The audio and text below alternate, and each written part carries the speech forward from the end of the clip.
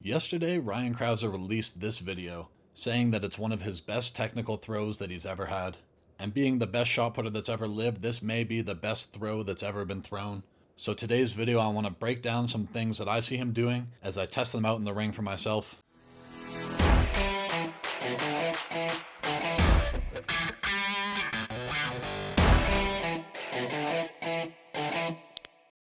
So first of all, it's so awesome that Ryan put this video out there. This is literally 100,000 throws worth of training coming down to one throw, and the experience and understanding of feeling in the ring that he must have after that many throws. And then for him to point out that this is one of the best ever of all of those throws is just awesome to me, and it's great to have this film to look at and study. And first of all, the big thing I notice is how balanced he is. On the finish, he's not jumping around and spinning all over. All of his power goes into the implement. He reverses nice and straight and into the throwing direction and just sticks the finish. So I want to talk about some of the feelings out of the back that I was getting when I was trying to copy Ryan's technique. Really just been taking today to try to feel some things.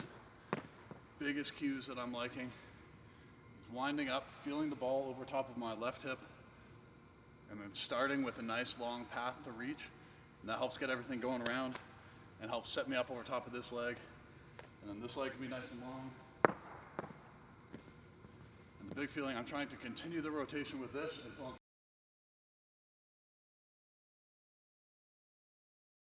facing here. So then it's just a nice step to the middle. So with that being said, looking at Ryan's throw, you can see him wind up, set up the ball over that hip, and then start to reach really long and continue the rotation all the way around until his pivot foot is facing the throwing direction and his off arm is all the way open, so his chest is squared up to where he's going to drive, and then he just starts to push straight. So the reason that I like the feeling of winding up and setting up the ball over top of my hip, it's because I could get the feeling of what this exact position feels like in my head, start to open up nice and wide, and as I re-wrap to the middle, I'm trying to find the ball over top of that hip again, just like how it was feeling out of the back. So by winding up and setting it there, I could feel what the core tension felt like and what my body position was. And then as I patiently waited for my leg to come around and step to the middle, I was trying to find the ball back over that hip again. Winding up, getting the ball over the left hip, reach long and open, feel the ball back over that left hip again, drive it up. So the next part of the throw that I want to cover is my favorite part of Ryan's throw, and this is his middle. First of all, his ability to be so balanced and patient that he can land wrapped up in this position is impressive in itself. But what he does with his right foot in the middle and how well he manages to turn it is amazing. And this sets him up in this backward C position with his hips ahead of the implement, and the rotation that he gets from that right side is pulling everything into the throwing direction. So if we look at Ryan's foot right when it touches the ground, all the way through to the finish, it never stops turning, and he continues to turn it all the way through. And as soon as his left foot gets on the ground, you can see that final snap and acceleration of his right foot turning. We're comparing it to my throw on the finish. Right when Ryan gets that last bit of acceleration into the throw, that's when I start to jump off of the ground rather than staying on it and continuing to push and accelerate the implement. So the final thing that I want to cover for this video is how well Ryan finishes the implement. So in the middle, as Ryan lands and turns his right foot, he starts to get those hips ahead, but at the same time that he's opening his foot, he's also opening up his off arm. And his ability to swing this nice and long and pull it down reminds me a lot of a counterweight on a trebuchet.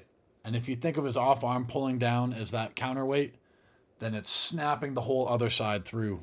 And I've got some ideas that I want to test out next practice relating to that off arm and shot put in a way that I might be able to clear it and get a better block like he does. So the last thing about the finish that I want to talk about is the path that Ryan's trying to keep the ball on. A couple weeks ago, I got to ask how Ryan finishes the ball so long, and this was his answer. Amazing finish, always staying on it, just so long.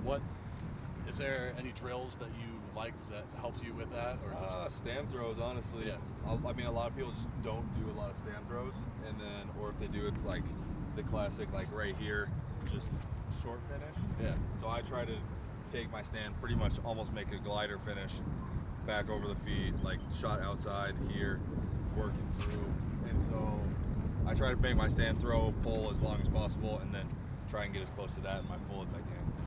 So he's trying to catch the ball back as far as possible, and the path that the ball is traveling on to him is feeling like this motion.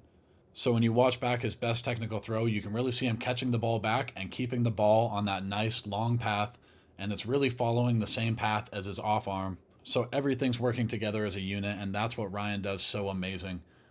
It's not that there's one thing that he does exceptionally well, it's that every part of the throw is so balanced and so efficient. And this was clearly a throw that he was feeling all of those forces align. So it's great to have this video, and I'm sure you guys will definitely be seeing a lot of it, as I might as well use it for a reference for everything. And to wrap things up, I want to quickly cover how this was feeling with discus. Here's a clip from the end of practice, and how some of the same feelings were applying to the discus. So for discus, I'm also feeling some really good things. Thinking about winding up and getting the discus over my left hip, that's essentially my stand throw position. So I'm feeling wind, weight over my left hip, long around the right side, feeling my weight over top of that left hip again.